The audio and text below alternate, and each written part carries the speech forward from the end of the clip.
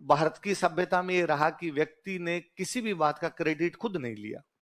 हमने कहा जो है वो ऊपर वाले के हाथ में है, हम तो कठपुतलियां हैं, डोर खींचता है और हमें नचाता है, यही मानते हैं। पूरी इंडियन फिलोसॉफी इसी प्रकार की। आप किसी माइंड सेट पूछ लोगे, किसी व्यक्ति की जन्म हुआ, भले तो हम कहते हैं कि साहब ये किसका आशीर्वाद है, भगवान। किसी की मृत्यु हुई तो हम कहते हैं भाई अपने हाथ में थोड़ी था, ये तो ऊपर वाले के हाथ में। आपका सिलेक्शन भी हो जाता है तो भी आप कहोगे साहब, आपका नहीं होता है। अपने ये बेसिकली ये मान के चलते हैं कि जो कुछ करवाया जा रहा है किसके द्वारा करवाया जा रहा है, भगवान। इवन मतलब अपने पुरानी किताबों में राइटर ने अपना नाम नहीं लिखा है। कोई पुरानी किताब है, राइटर उसने लिखा ईश्वर की कृपा से पुस्तक लिखी है, क्योंकि बंदे को ये लगता था कि यह कहना कि मैं लिख रहा हूं, ये तो अहंकार है ना, तो घमंड है ना, मैं कौन हूं। इसलिए आप नोटिस कीजिए अपनी सारी आरतियों के अंदर, हम जब भी आरती गाते तो हम कहते हैं मैं मूर्ख खल कामी, मैं मूर्ख हूं, मेरे में किसी प्रकार की बुद्धि, खल का मतलब होता है गधा, मैं गधा हूं भगवान, हे देवी मैं गधा हूं, मैं कामी पुरुष हूं, मेरे में कोई अच्छी बातें, थोड़ी बहुत सद्बुद्धि दे, कोई अच्छा काम करवा, जो करवा सकती है तू करवा सकती है देवी, जो करवा सकता है तू करवा सकता है देवता। अपने सारी चीजों का क्रेडिट किसको देते? तो राजा भी कहते कि राज मैं नहीं कर रहा, राज कौन कर रहा है, भगवान। मेवाड़ वाले एक भगवान अलग अलग हो सकता है मैं ये कहूं कि मेरे तो भाई जो करवा रहे विष्णु भगवान करवा रहे हैं ऐसे, आपको नहीं सर, हमारे तो कृष्ण जी करवा रहे हैं, आपको मेरे गणेश जी वाला ठीक बैठता है सर, मुझे लगता है मेरे वाले गणेश जी करवा रहे हैं साहब। सबके अलग अलग भगवान हो सकते हैं। अच्छा ये एकलिंग जी के मंदिर बनवा रहे हैं तो ये किसको मोटा भगवान मानेंगे अपना, एकलिंग जी का। तो इन्होंने कहा भाई साहब मेवाड़ के राजा एकलिंग जी, मेवाड़ के राजा कौन है, एकलिंग नाथ, मेवाड़ की धरती एकलिंग नाथ की धरती, एकलिंग जी राज कर रहे हैं। तो लोगों ने कहा भाई साहब टैक्स तो तुम लेते हो, फिर एकलिंग जी को जमा करा दे, एकलिंग जी अपने आप ही टैक्स ले लेंगे। उनका सुनो, एकलिंग जी तो पूरी दुनिया को ही संभालते हैं, युगांडा रवांडा तवांडा को भी एकलिंग जी संभालते हैं, ऑस्ट्रेलिया न्यूजीलैंड को भी एकलिंग जी संभालते हैं, इथोपिया जिबूती और सोमालिया को भी वही संभालते हैं, स्पेन फ्रांस पुर्तगाल को भी वो संभालते हैं। अब एकलिंग जी कहां कहां देखेंगे, तो जिम्मेदारियां बांट रखी है। तो मेवाड़ की जिम्मेदारी मुझे दी, इसलिए चुपचाप मेरे को टैक्स जमा करा दिया करो, वरना तुम जानो। और लोगों को लगता है यार जब एकलिंग जी ने इसी आदमी को भेज रखा है तो थोड़ा ढंग का आदमी तो है। तो अपने राजा खुद को राजा मानते ही नहीं थे, अपने राजा ये मानते कि हम भगवान के भेजे हुए हैं, भगवान के राजत्व का दिव्य सिद्धांत, राजत्व का डिवाइन फॉर्म ऑफ किंगशिप। राजा खुद को देवता का दूत समझ लिया करता था। राजा कहता मैं देवता द्वारा भेजा हुआ हूं, छोटा मोटा आदमी नहीं हूं। अपने वाले जितने ही थे वो सारे ये मानते कि हम तो टैक्स ले रहे हैं केवल, और काम काज जो भी कर रहे हैं वो किसकी तरफ से कर रहे हैं, भगवान की तरफ से। किसकी तरफ से, एकलिंग जी नहीं, भगवान की तरफ। वो तो हो सकता है जयपुर का राजा अलग भगवान जी को माने, बीकानेर का राजा अलग भगवान जी को माने, सिरोही का राजा अलग भगवान जी को माने, भरतपुर का राजा अलग भगवान जी को माने, मेवाड़ के राजा अलग, सब अलग अलग भगवान जी को, पर सारे राज भगवान जी के नाम से करते। मतलब मेवाड़ के राजा एकलिंग जी को मानते हैं तो कोई भी लेटर लिखते हैं ना, तो नहीं लिखते मैं लिख रहा हूं, ये तो एकलिंग जी का नौकर लिख रहा है, मैं एकलिंग जी की नौकरी करता हूं उसकी तरफ से। एक भी राजा ने सिक्कों पे जब भी अपना नाम लिखवाया एकलिंग जी का नौकर हूं, और वो ये सिक्का जारी कर रहा है भाई साहब, मैं ये सिक्का जारी नहीं कर रहा, वो ये लेटर लिख रहा है, मैं ये लेटर नहीं ले रहा, वो टैक्स ले रहा है, मैं टैक्स नहीं ले रहा। तो सब कुछ जो हो रहा है वो किसके नाम से हो रहा है, भगवान के नाम। तो अपने आप को कहते हैं कि हम तो भगवान के दीवान है। अरे सुनो फिर बात, तुम्हारे क्या कांस्टेबल की तैयारी की हुई होती है ना, तुम्हें पढ़ने इतनी दिक्कत होती है, एक लिंग जी का दीवान नहीं, भगवान का दीवान मानते। किसका दीवान मानते? अब भगवान अलग अलग हो सकते हैं ना यार, तुमने ले दे के जिंदगी में एक लिंग जी का दीवान एक शब्द पढ़ लिया। हमारे बीकानेर के एक राजा ने कहा एकलिंग जी का दीवान, उन सब ने कहा हम लक्ष्मीनाथ के दीवान है, हमारे लक्ष्मीनाथ का मंदिर, हम लक्ष्मीनाथ के दीवान है। क्या लेना देना बीकानेर वालों, एकलिंग जी नाम ही नहीं जानते, एकलिंग जी नाम के भगवान भी है क्या कोई? सिरोही वाले एक भी राजा नहीं कहा एकलिंग, उन्होंने कहा शिव जी की पूजा की उन्होंने, सारणेश्वर महादेव की संतान है। सिरोही का शरणवा पहाड़ी थी, शरणवा पहाड़ी पे सारणेश्वर थे।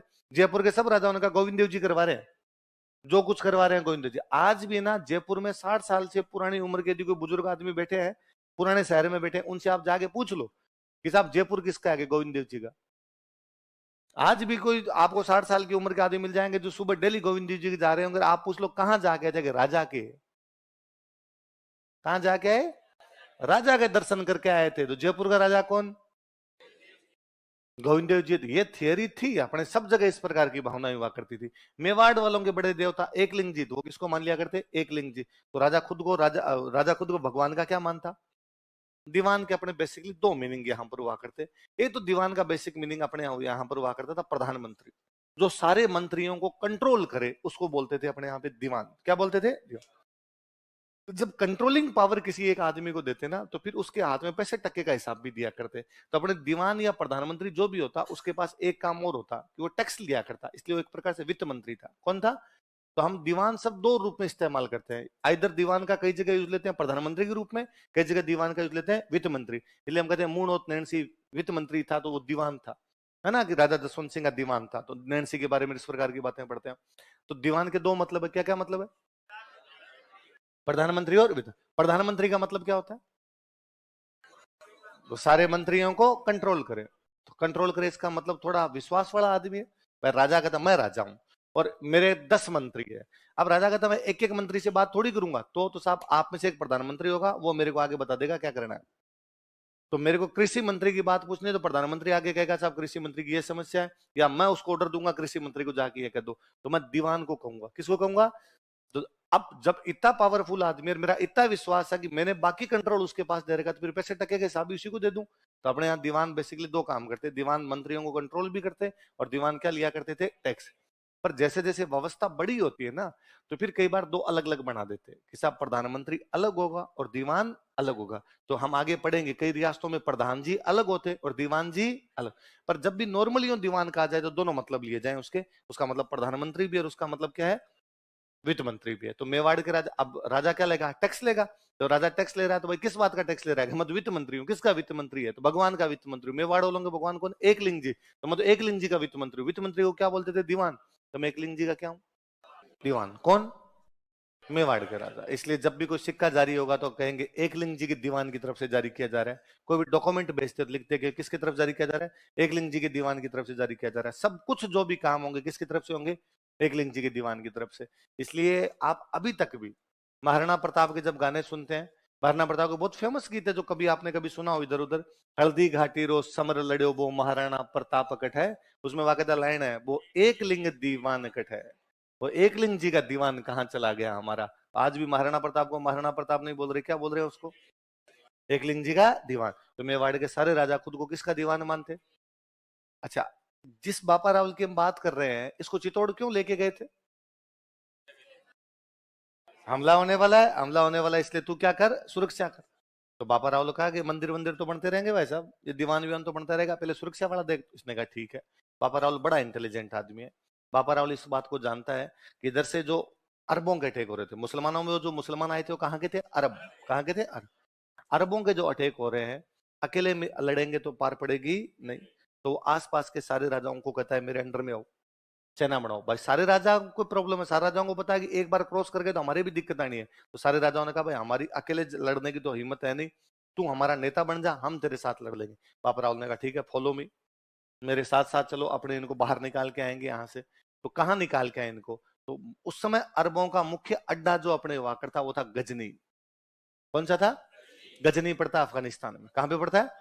तो गजनी को बेस बना के अटैक कर रहे थे। गजनी को बेस बना के आगे सिंध की तरफ आते, गजनी को बेस बना के आगे चित्तौड़ की तरफ आते। तो क्या इनको वापस गजनी छोड़ गया? ये सिंध विंध सिंध के कब्जे हटवाओ यहाँ से, तो वापस इनको को बस गजनी बैठे रहना है, वहां से गजनी वापस क्रॉस करना भाई साहब नहीं है। गजनी का राजा था सलीम। कौन था? बापा रावल बाकी राजाओं को साथ में लेता है, यहाँ से रवाना होता है। उनके सलीम के जो भी सेनापति इस साइड के अंदर आ रहे थे उनको यहाँ से हटाता हुआ गजनी तक जाता है, उनको मारता पीटता हुआ गजनी में सलीम को हटाता है और अपने किसी एक भाणजे को वहां का राजा बना देता है। भाणजे का नाम वगैरह उन्होंने किसी अभिलेख के अंदर लिखा नहीं। पर कोई ये पूछेगा कि बापा रावल मुस्लिम सेना को हराते हुए कहां तक चला गया था? गजनी कहां पड़ता है? गजनी में हटाता किसको है वो? बनाता किसको है? अपने किसी भाणजे को बना देता है। ठीक है।